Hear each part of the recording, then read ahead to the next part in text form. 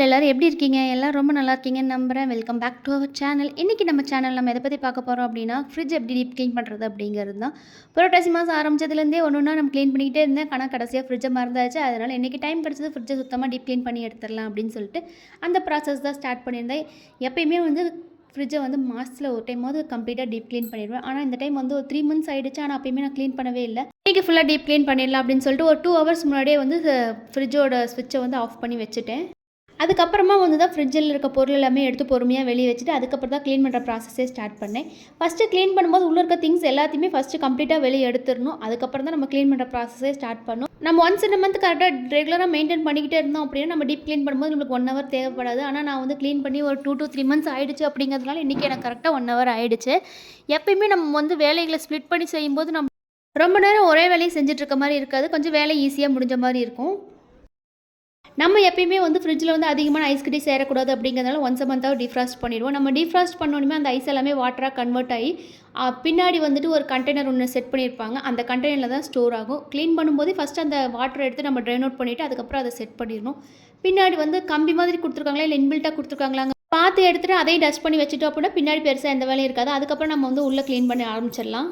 உள்ளே இருக்க கண்டெய்னர்ஸ் எல்லாமே எடுத்து வெளியே வச்சாச்சு. அதுக்கப்புறம் இந்த ஷெல்ஃப் மாதிரி கொடுத்துருக்கதையும் க்ளீன் பண்ணிடலான்னு சொல்லிட்டு அதையும் எடுத்து வெளியே தனியாக வச்சாச்சு.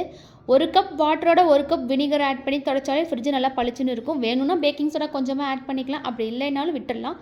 அப்படி ஒருவேளை ஃப்ரிட்ஜ் ஸ்மெல்லாக இருக்குது அப்படின்னா கொஞ்சமாக லெமன் ஜூஸ் ஆட் பண்ணி தொடச்சிட்டோம். எந்த ஒரு பேட் ஸ்மெல்லுமே இருக்காது. நெக்ஸ்ட்டு வந்துட்டு நம்ம க்ளீன் பண்ணி எடுத்ததுக்கப்புறம் நல்லா தண்ணி உரியிற மாதிரி காட்டன் துணி மாதிரி எடுத்துக்கிட்டோம் அப்படின்னா நம்ம ஈஸியாக வைப் பண்ணி எடுத்துடலாம். ஃப்ரிட்ஜ் நல்லா ட்ரை ஆகிடும். நான் வந்து இந்த டைம் வந்து இந்த பனியன் கிளாத் எடுத்திருக்கேன்.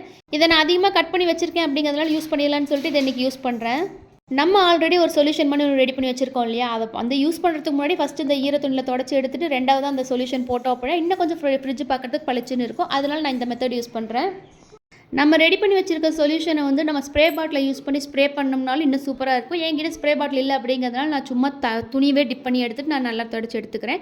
ஒருவேளை உங்கள்கிட்ட ஸ்ப்ரே பாட்டில் இருக்குது அப்படின்னா நீங்கள் அதை யூஸ் பண்ணி கூட பண்ணலாம். நான் க்ளீன் பண்ணி ரொம்ப நாள் ஆகிடுச்சு அப்படிங்கிறதுனால அடியில் எல்லாமே அழுக்கெல்லாம் கொஞ்சம் படிஞ்ச மாதிரி ஆகிடுச்சு. அதனால் கொஞ்சம் அழுத்தம் கொடுத்து தேய்க்க வேண்டியதாக தான் இருந்துச்சு. அதனால சரி சொல்யூஷனே வந்துட்டு எல்லா பக்கமும் தெளிச்சு விட்டுட்டு அதுக்கப்புறம் தொடச்சிடலான்னு சொல்லிட்டு எல்லா பக்கமும் ஓரளவுக்கு தெளிச்சு விட்டுட்டேன். அதுக்கப்புறம் நார்மலாக வைப் பண்ணுற மாதிரி சும்மா எல்லா பக்கமும் வைப் பண்ணி எடுத்துட்டேன். எப்பயுமே வந்துட்டு நம்ம ஒரு டீப் க்ளீன் பண்ணுற ப்ராசஸில் இறங்கிட்டோம் அப்படின்னா டைம் போகிறதே தெரியாது. இன்றைக்கி வந்து டைம் வந்து ஒரு 1 hour பக்கமே ஆகிடுச்சு. ஆனாலுமே நான் ஃப்ரிட்ஜை க்ளீன் பண்ணி முடிக்கல.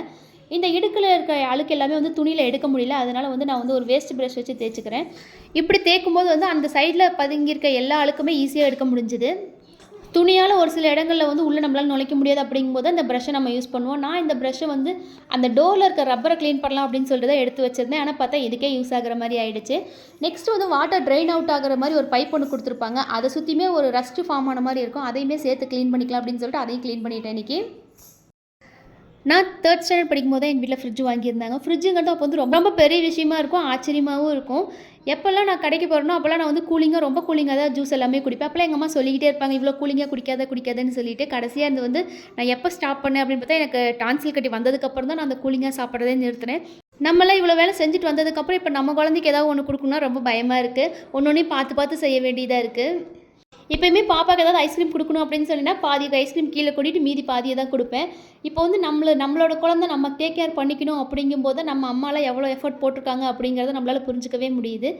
ஃபுல்லாக க்ளீன் பண்ணி எடுத்தாச்சா, அந்த ஸ்டோர் பண்ணி வைக்கிற அந்த கண்டெய்னர் அந்த ஷெல்ஃபு எல்லாமே வந்து நம்ம கழுவி எடுத்துடலான்னு சொல்லிட்டு பாத்திரம் கழுவுற இடத்துக்கு எடுத்துகிட்டு வந்தாச்சு. அது எல்லாமே ஃபுல்லாக க்ளீன் பண்ணிகிட்டு இருந்தேன். எப்பயுமே கிளாஸ் கண்டெய்னர்ஸோ இல்லை கிளாஸ் பாட்டில்ஸோ கையில் இருக்குது அப்படின்னா வந்து ரொம்ப கேர்ஃபுல்லாக இருக்கணும். இல்லைனா வந்துட்டு டக்குன்னு ஸ்லிப் ஆகிடும். திரும்ப அதையும் நம்மளே தான் க்ளீன் பண்ணணும் அப்படிங்கிறதுனால ரொம்ப கேர்ஃபுல்லாகவே இது எல்லாமே ஹேண்டில் பண்ணிக்கிறது. இப்போ இது எல்லாமே வந்து ட்ரை பண்ண வச்சுட்டு அதுக்கப்புறம் ஒரு ஈரலாக துணி எடுத்துகிட்டு போய் ஃப்ரிட்ஜை வந்து மறுபடியும் ஃபுல்லாக ஃபஸ்ட்லேருந்து மேலேருந்து கீழே வரைக்கும் எல்லாத்தையும் நல்லா வைப் பண்ணி எடுத்துடணும். இப்போ நம்ம வைப் பண்ணி எடுத்துட்டோம் அப்படின்னா அதுக்கப்புறம் வந்து நம்ம எடுத்து கழுவி வச்சிருக்க கண்டெய்னர்ஸ் எல்லாமே நம்ம வந்து திரும்ப வந்து இதில் அடுக்கி வச்சிடலாம். ஒரு 10 minutesக்கு அப்புறம் நம்ம ஃப்ரிட்ஜையுமே ஆன் பண்ணிவிட்டு நம்ம ரெகுலர் யூஸ் பண்ணிக்கலாம். இது எப்போயாவது ஒரு டைம் தான் நான் க்ளீன் பண்ணுறோம் அப்படிங்கிறதுனால கொஞ்சம் பொறுமையாக செஞ்சோம் அப்படின்னா ரொம்ப நாளைக்கு வந்து கொஞ்சம் பளிச்சுன்னு இருக்கும்.